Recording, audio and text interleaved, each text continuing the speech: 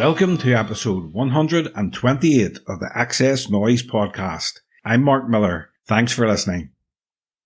In this episode, I speak to Andy Cairns from Northern Irish rock outfit Therapy about their 16th studio album, Hard Cold Fire. If you missed the previous episode, I spoke to Snow Patrol guitarist Nathan Connolly about his debut solo album, The Strange Order of Things. So check it out, and if you like the podcast, please subscribe on your favourite listening platform, give us a rating, and leave a comment. Before we begin, here's Daniel Lynch with what's been happening on XS Noize this week.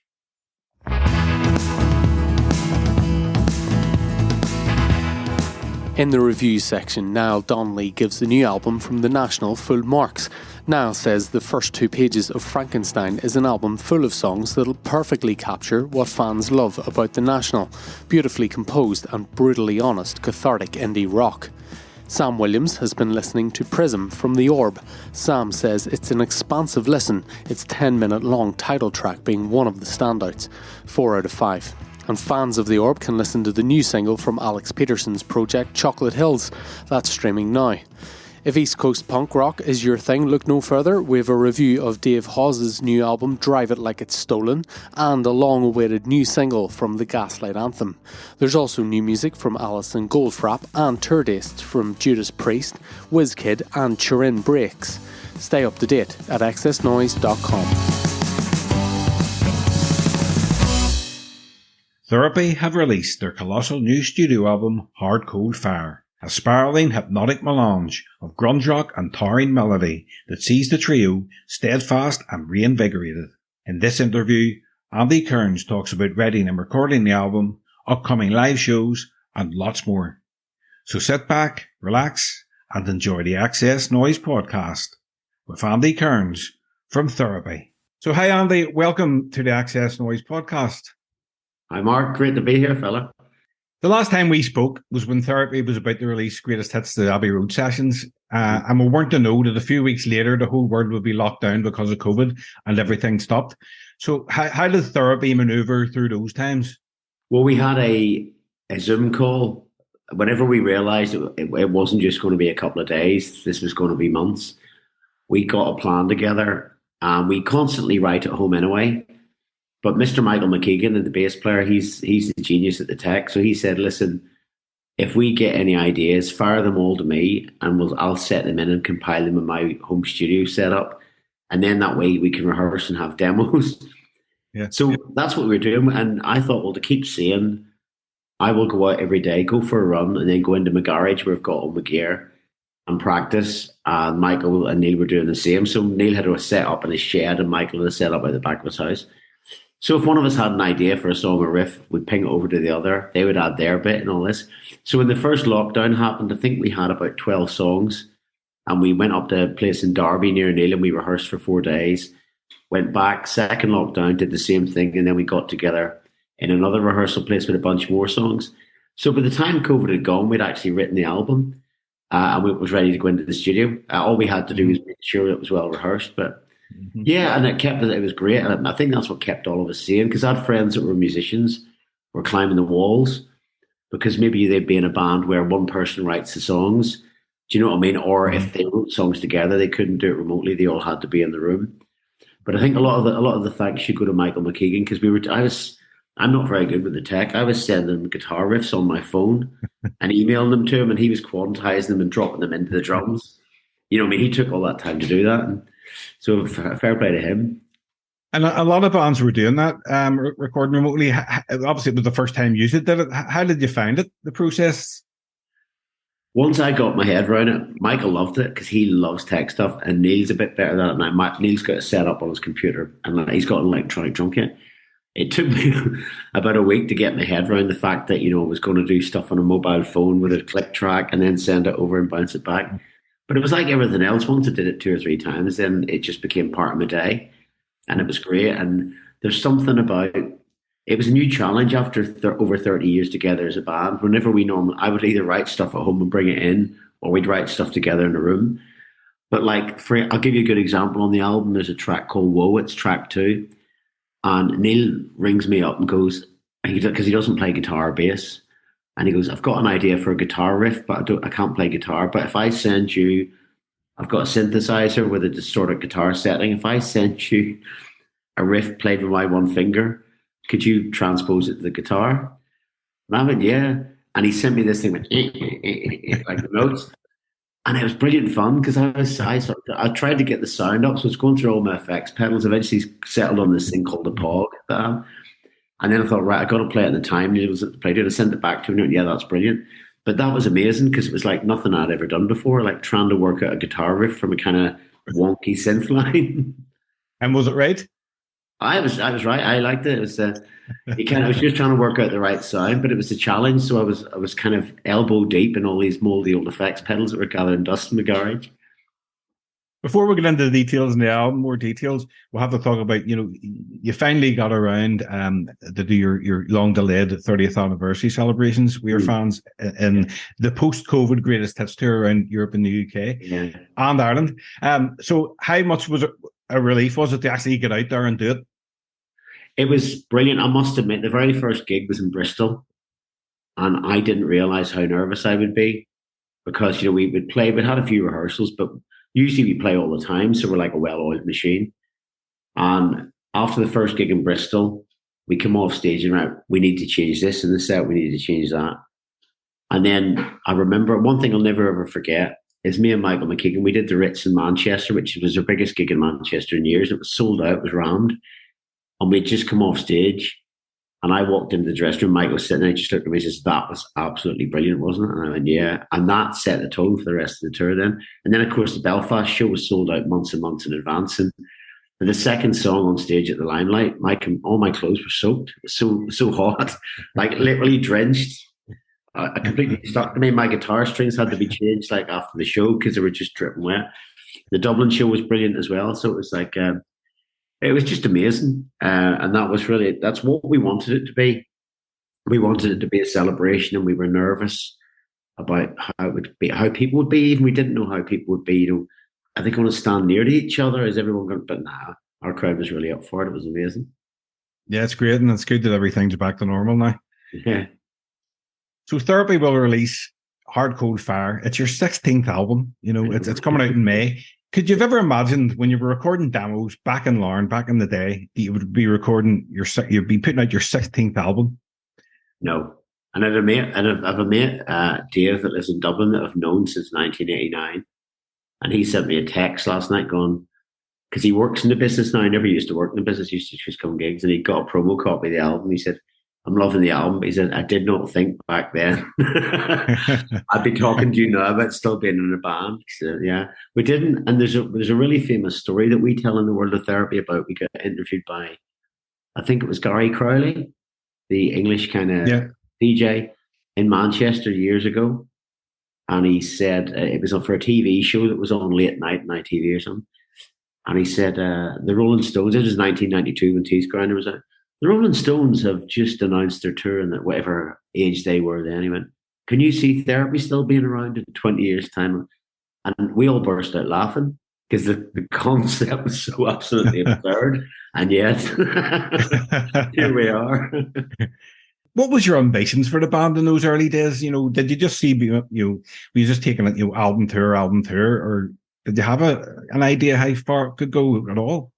No, we're from Ballyclare and Larne. That most people back then that we knew in 1989, 90, unless you look at it nowadays, most people are in a band will have done some media training, or they'll have wanted to act, or they'll have had ambitions. And our very first ambition was to release our own record, and when that was done, the next ambition was to see it on the shelf at Caroline Music in Belfast, because they would sometimes put local records up. John Peel was another ambition. And then we signed a major, and that was, we really didn't know, because everyone else, when they signed a major, then got 10-year plans. It was like, we'll get this high in the charts, we'll get from theatres to clubs to stadiums, and then maybe I'll get a wee gig acting, and then maybe I'll move into production, maybe I'll build a studio. Honestly, me, Michael, and Five, we never had any of those dreams. It was like, all we wanted to do was get out of Larne and Ballyclare and play shows. And we achieved that, and that's why 1995 with the Infernal Love album, and things fell apart because we weren't really ready. mean, most other people I met in bands that weren't from the north of Ireland at that point in time, they had all these plans. I mean, me and Michael used to, so that's why we called our first greatest hits album so much for the 10 years. Because you'd be talking to people and people would be saying, well, this is what I'm going to do. And we were going, you're not just excited next week to be going to Vienna to play, you know? Did you, when you started recording Hard Cold Fire, did you go into with any ideas what kind of sound you wanted and the kind of songs you wanted to write about? No, well, this is one of the ones where, because it was written remotely during COVID, and we had a bunch of songs, we sat and looked at them all before we went into the studio. And we said, well, there seems to be a lot of really melodic, punchy, short songs that are kind of alternative rock bangers, for want of a better word, that have kind of got that lineage back to Trouble Gum, High Anxiety, Cleave. And we've got a lot of very dark experimental stuff. And it was Michael, of all people, said, look, people have been through enough the last 2 years. They don't want to hear us moan about how shit things are. And Chris Sheldon got involved, and he said, so what's the theme this time? And we said the same thing. We said, we don't really know, but we're leaning towards these short, punchy songs. We listened to them all and said, you're exactly right. So that's 10 songs in the album. He said, people have been through enough. Pick the direct, focused, up-tempo melodic songs. Only comes in at 31 minutes, but job done, you know, and then after those 31 minutes, you want to listen to it again from the start. Yeah. And, you know, I think that was the right call. Usually there's a kind of political theme or an aesthetic theme or a theme about mental health in the records, but this was just about the bangers. Where does the title come from? It's from the poet Lewis MacNeice, who's from Ulster, and he originally, what started was, I read one night, I didn't realise he lived in Carrickfergus for a while. That's where I am now. Yeah, isn't that right? Then, so the plaque, you can find his house with a plaque on it if you Google it. Lewis MacNeice. Yeah, Lewis MacNeice. No, MacNeice. Right. Yeah, Lewis MacNeice. There's a plaque outside his house in Carrick. Right. Because my uncle lived in Carrick for years. He used to work for ICI. And so Lewis MacNeice, he said there's something about people from the County Antrim. And specifically because he lived in East Antrim, so Ballyclare, Carrick, Larne, East Antrim. And it said that there's a hard, cold fire of the northerner. And it talks about the mica and the basalt, the two minerals that are prominent in the region. And so he was saying that people from that region have got this stoicism and resolve and determination. And I showed it to Michael. Michael said, that's us. So we had the term way before we'd written any songs. And we thought hard, cold fire. I mean, it sounds quite rock as well, doesn't it? Yeah. Hard, cold fire! So we had that written down. And whenever we finished the album, I was like, well, we've got these 10 songs. And Michael said, what was that Lewis MacNeice quote? And I said, it's Hard, Cold Fire. And he went, yeah, that's a good album title. Yeah, so it's a guy, I think he's originally from Belfast, but he resided in Carrick for a few years. Yeah, look at his plaque somewhere in the town. Chris Sheldon returns in the producer's chair for this album. Again, you must have a great connection. Why do you think you work so well together? I think we've got the same sense of humour, and he doesn't suffer any of our nonsense. So like, he had retired as a producer, just worked as a mixer, but he came out of retirement to do our last album, Cleave, and this one. And I think he likes us as people. We certainly like him. And what we like about him is he doesn't pander to the artist. Because, you know, quite often studios are expensive places to waste time. So like if I'm going, I've got this idea, it's a little bit Smashing Pumpkins, well, it's a little bit Slint, and I've got this effects pedal, and maybe we should put a cello on this, and maybe Neil could play some bongos. Some producers will let you do that, and they'll let you spend 3 days doing that, and then they'll pluck up the courage and goes, well, maybe we'll try something else. Chris Sheldon straight away goes, there'll be no bongos on this record, let's move on. And he did that with me. We have a track called Only Crying Only, and it was on Semi-Detached in 1998, and I wrote a song that I thought was like Roy Orbison, and I heard it with loads of those big kettle drums, boom, and at the end of it I had this kind of really melodic Roy Orbison track with these kettle drums.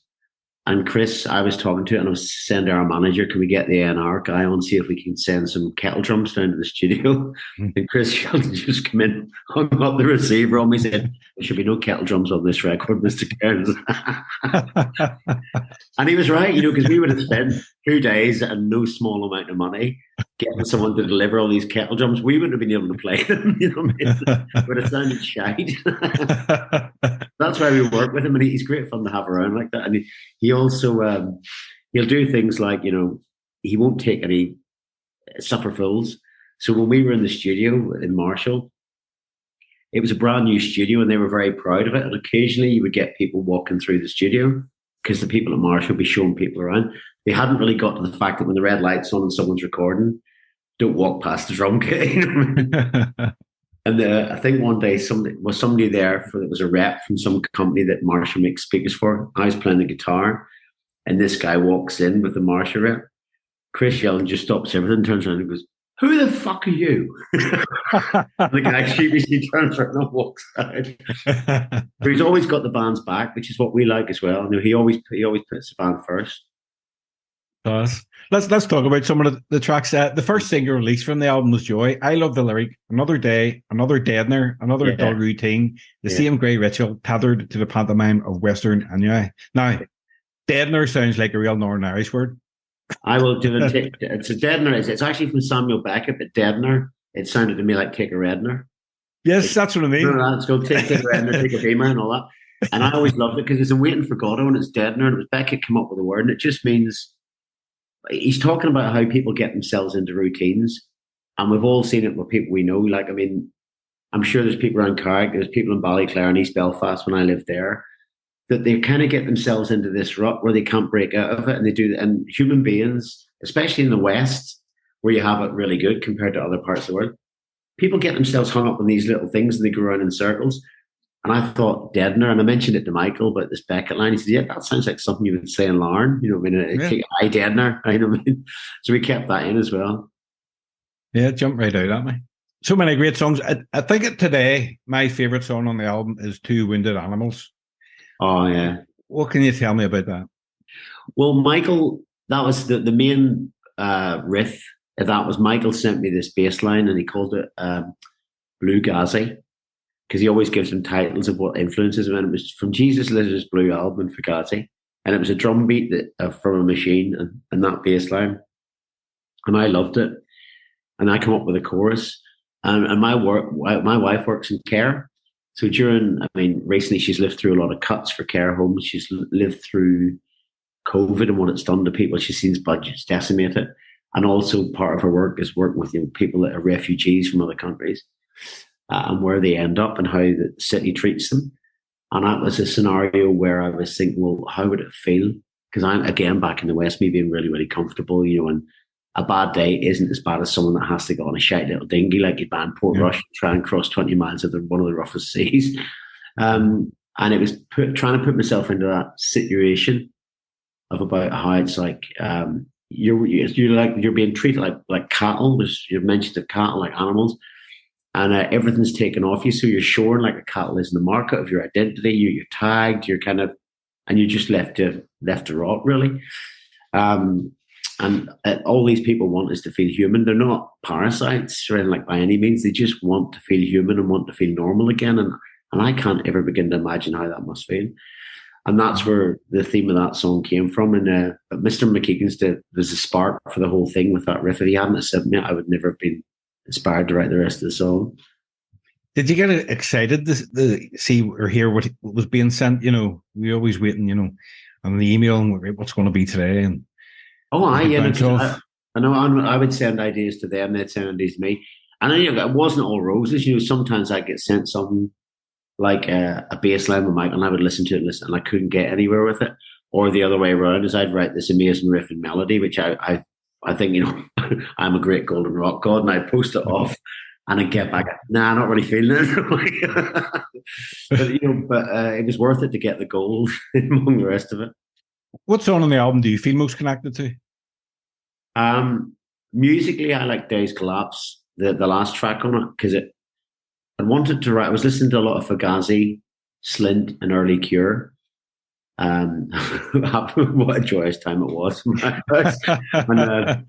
And I wanted to write a song that was like something off the Spiderland album, but bring a little bit of the Cure into it. And it was one of those things, it's a bit like the Screamager song. It took me 5-10 minutes to write it. And then I wasn't sure, and I sent it off to the boy. And I put down this really rudimentary click track and played that, as you hear on the record. And then a bit in the middle, I was listening to Max Richter, the composer. He's got a brilliant song called On the Nature of Daylight, which has been used in a lot of films, and it's a string section. And I said, well, why don't I just try and play what they're doing in the string section on the guitar? So I played all these, they're called Western swing chords, which are kind of bits of chords, and they're usually used in jazz and country and western. And I managed to make them sound really melancholy. I took these really happy chords and managed to make them sound really sad. So, I mean, I just think because that all came together really well. I like Two Wounded Animals a lot because we've been rehearsing the last 2 days. It feels amazing to play. And I quite like Ugly because I was trying to write a song like Alice Cooper. And, it's sort of like early Alice Cooper, really, really early Alice Cooper. Meets kind of the kind of music that we would listen to when therapy started, like early 90s kind of noise music. And then it's sort of at one point it sounded like the Four Tops. I'm not just me. It was like a Motown vibe. And we sort of, Neil got involved to it. So we changed the verse to make it a bit more kind of rock. But at one point it was like this kind of Motown stomper, which is kind of incongruous with what the lyrics were about. Mm-hmm. Yeah, so I like them all. There's Days Collapse, the very S track, I like the most just because the way it came together with all the influences. Well, I like the way the album flows, as you said. So it's very, very direct album. But when you're putting it together, are you still thinking of like a vinyl of the side one and side two? That comes together once you've kind of got an order, because that can change. If you've got a particularly long song, do you want to end with it or do you want to begin the second side with it? But because these were all quite short songs, it was just a matter of balance. And but funny you say about vinyl, like I remember in 2003, it was the first time we didn't bring any vinyl out, and it was an album called High Anxiety, and the record company actually said to us, "Are you mad? Nobody buys vinyl anymore." And then we've just spent 2 days down at Marshall's HQ signing thousands and thousands of copies of vinyl because everyone's buying vinyl again. Yeah, it's back big time. Yeah. A couple of years ago, Therapy released your authorised book, So Much for the 30-Year Plan, by UK music journalist Simon Young. Did you enjoy looking back and putting that together and reflecting on the past? I think because I haven't read the book. I mean, what we did was during COVID. I like Simon a lot, but I hate watching myself on TV, and I hate reading about myself in the press. I don't mind listening to their own records because I have to before we go on tour to learn the guitar bits. But yeah, during COVID, Simon would talk every day for an hour for 2 weeks. He would phone Michael, Neil, and myself, so bless him, 3 hours of his time. And that some of those days were really good because it just brought me back to the very early days of the band, which I absolutely adored. The three of us, and right through to whenever Neil joined. Some of the times, the Infernal Love stuff, and maybe an album like Shameless, where we were under a great deal of pressure. We were all tired. I was a bit tiresome going over. But I was really, really glad someone wanted to put the book out because there have been several people in the past that tried to do a therapy book and it had always fallen through at the last hurdle. But Simon took the idea and ran with it, and the book came out and it's been translated into French at the minute. It's been had a second pressing in English and stuff. But as I say, like, it was good fun doing it, but it's not something to dwell too much on. Mm-hmm. It was good fun to talk about the old days because I think to someone from the UK, talking about like picking up the keys in Rathcoole and going and recording in Newton Abbey and some of the things that went on, like some of the things that went on in Belfast nowadays would make people's skin crawl out, be terrified. And we were just saying the same, that's all we knew, maybe we didn't know any different. But yeah, but that was really good. There's a great deal of fondness looking back at the early days, definitely. Is the early days always the best days? They weren't all great, it's as Homer once said, they weren't all happy days. They were sort of like, they were kind of, look, you can look back on now and it was amazing, we were all in the van sleeping on people's floors. That wasn't great, even whenever you're young. But it was, I think, the fact was that for us it was so fresh and new. Because I suppose at one point we actually thought individually, is this our lot? Because there wasn't a great deal going on. Around where we were from, there was nowhere to see bands apart from the Ulster Hall and the odd indie gig at the Limelight, the Rosetta, maybe the Errigal or whatever. There was certainly nowhere in Ballyclare. I think every now and then you get somewhere in the Kiln and Larne where Fife and Mike would go and see a band.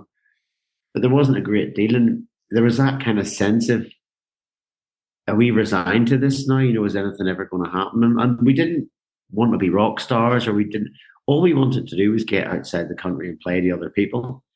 And I think when that chance came, that's why we toured so much. We just really embraced it. And I think that's what I liked about it a lot, because we didn't. Nowadays, it's easy to be picky because the scene's opened. The scene's opened around the UK and Ireland and Europe. But back in those days, we would have taken any gig. You know what I mean? And sometimes we'd have driven for 5 hours to play for 5 people. And I used to work as well. I used to work at Michelin up in Ballymena. And, the amount of times I drove down to Dublin, because I would do night shifts and really early morning shifts. So there'd be times whenever I would drive down, do a gig in Dublin, pack up the gear, go back to East Belfast, leave all the amps in my flat, and that would be 5 o'clock, and then I'd drive off to start a shift at 7 up in Ballymena. That wasn't great. That wasn't roasting, that was absolutely shite. Yeah. I'm sure. The new album's your 16th studio album. Apart from it, if you were to recommend one of your albums, apart from the new one, to someone who had never heard the band before, what album would you tell them to start with? I think I'd probably have to say Trouble Gum. I would say maybe Baby Teeth, but that would be a bit disingenuous because that wouldn't give them the full picture. And I could say the new album, but then it wouldn't make them aware of all the kind of variety in the band's past. So Trouble Gum's probably the best one because it's the band. I mean, it's got 5 strum sound in it. It's got Michael's unique way of playing bass. It's got the kind of dark, absurdist lyrics. It's got my guitar sound on it, and it's got loads of good tunes on it. So that's probably a good place to start. I mean, that's what I would do if anyone that I ever meet doesn't know anything about the band, and if I meet someone that's not even into music and go, "Are you a musician?" That's normally the one that they'll hear about or the one that they'll buy. But then I'll say to them, I will make a point of saying, "Go and get Baby Teeth next."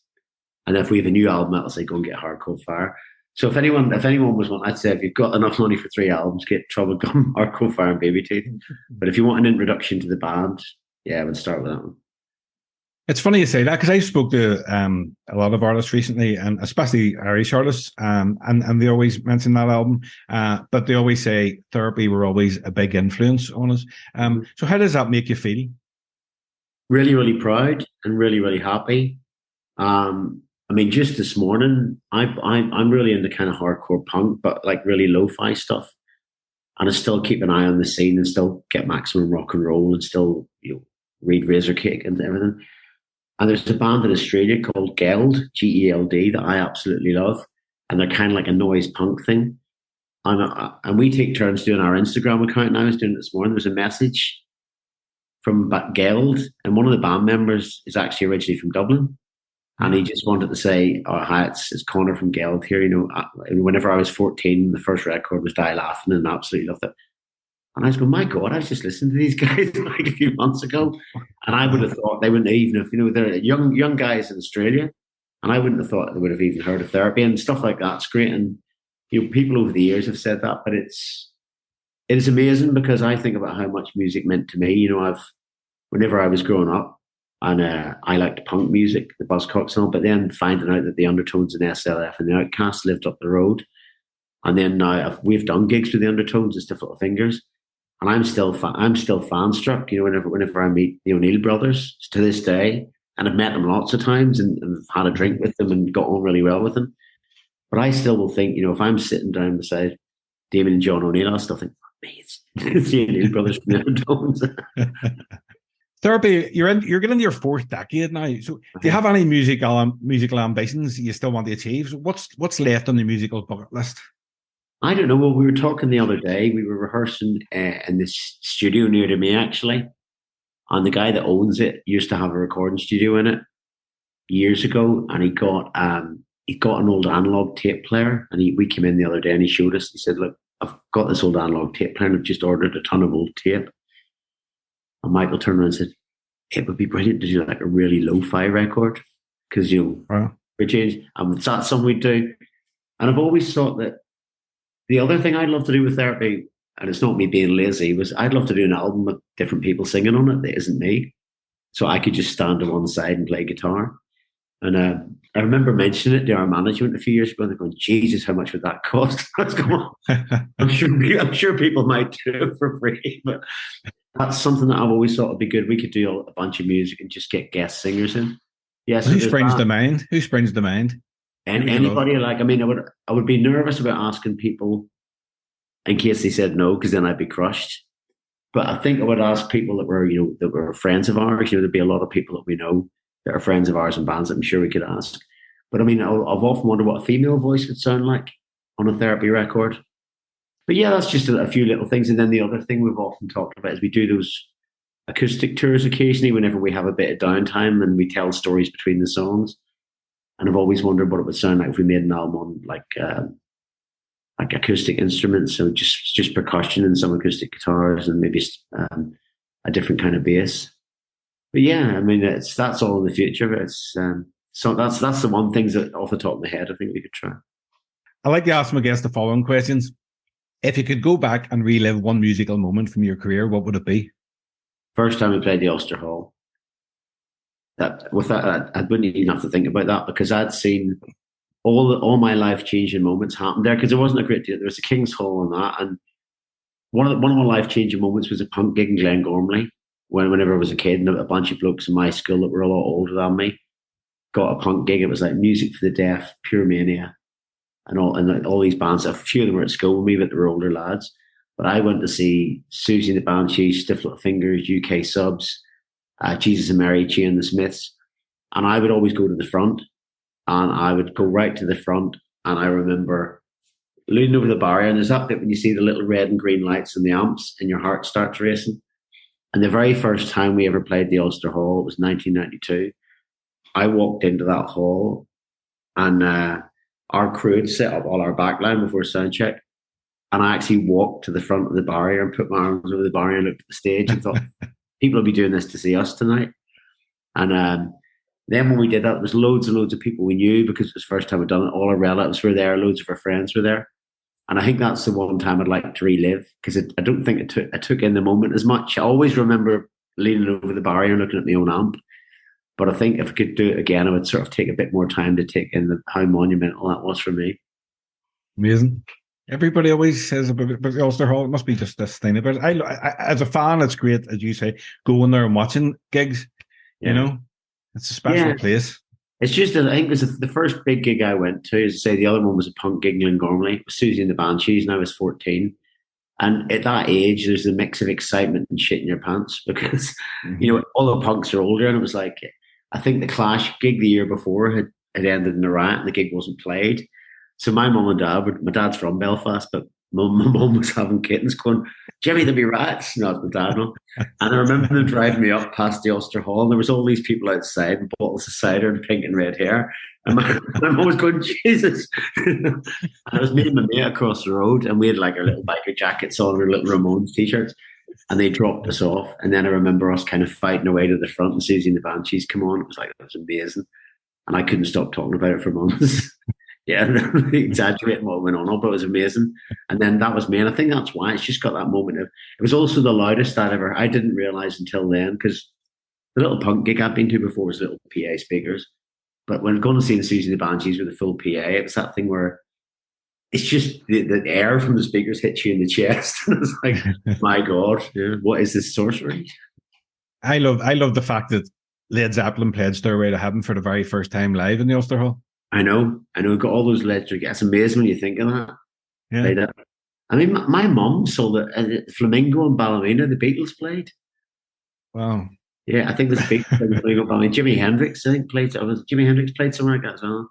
But all those show bands and all that, they used to get the Animals and all used to play over there as well. But the Led Zeppelin, Stairway to Heaven in the Ulster Hall. Yeah, class. I wonder how many people can remember it. You know what I mean? If you asked anyone, that would be a really good subject for a book.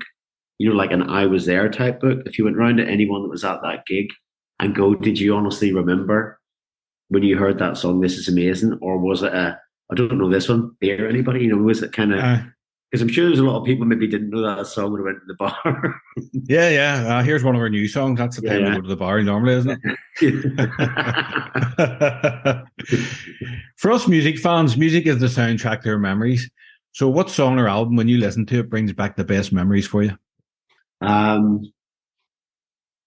think for my go-to album for up-tempo good memories is, as I say earlier, I discovered punk, and because Stiff Little Fingers and the Undertones were melodic, they had tunes, and I loved the Buzzcocks. They were my first love.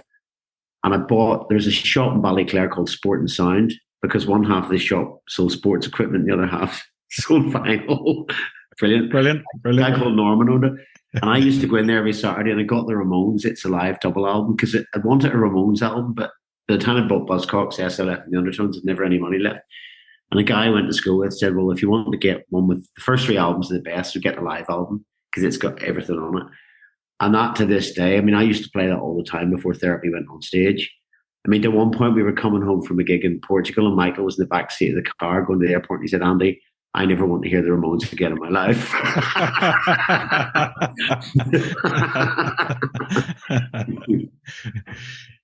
Last one, Andy. What song or album is your guilty pleasure? I'm trying to think because, I mean, I've always been a big fan of pop music. And I've always liked, like Billie Eilish. And back in the day, I would be listening to Betty Boo and stuff like that. And Fife would be going, what the fuck are you doing? And I used to have Prince albums as well. But I suppose they're still quite cool, Prince and Billie Eilish. Betty Boo's just come back with a new album. Betty Boo, I haven't heard it. What's it like? I don't know. I'm not. I'll be checking it out. If it's something that's meant to be quite naff, it's a guilty pleasure. It would be old country and western records because that's what my mum and dad listened to. And it's the kind of thing where at the time I absolutely hated it growing up. But I know quite a lot of that stuff, I think there was a program on BBC 4 quite a few years ago, The History of Country Music. And I was sitting there going, I know that one. But I suppose if it's something that I bought, my big guilty pleasure would be glam rock. So whenever I was 7 or 8, the first record I ever got that I owned was Blockbuster by The Sweet. Because I was 7 and I was running around singing it. And there was a record shop called Graham's in Belfast. And I'd been singing it. And my dad says, do you want that record? And he went, yeah. And he went and got me Blockbuster. It was number 1, Blockbuster by The Sweet. And I've always had a soft spot for T-Rex and The Sweet. But the Sweet was kind of in even early Bay City Rollers as well. Because it was, and the funny thing is, if you listen to the Ramones talk about Blitzkrieg Bop, Hey Ho, Let's Go, they were big Bay City Rollers fans. Yeah. And they wanted something like Saturday Night for the Rollers. But yeah, there's not anything really. I've got a Muppets album, which you love, Muppet Show album. That was the first album I ever bought. Yeah, brilliant. It might be the same one. Is there one with Mr. Bassman on it, halfway down the stairs? Halfway down the stairs, yes. Yes, that's the one I've got, yeah. And Manamana. Yeah, and good grief, the comedian's a bear. No, he's not. He's wearing a naked guy, yeah. So, Andy, that's we finished. Is there anything you would like to mention before we wrap up?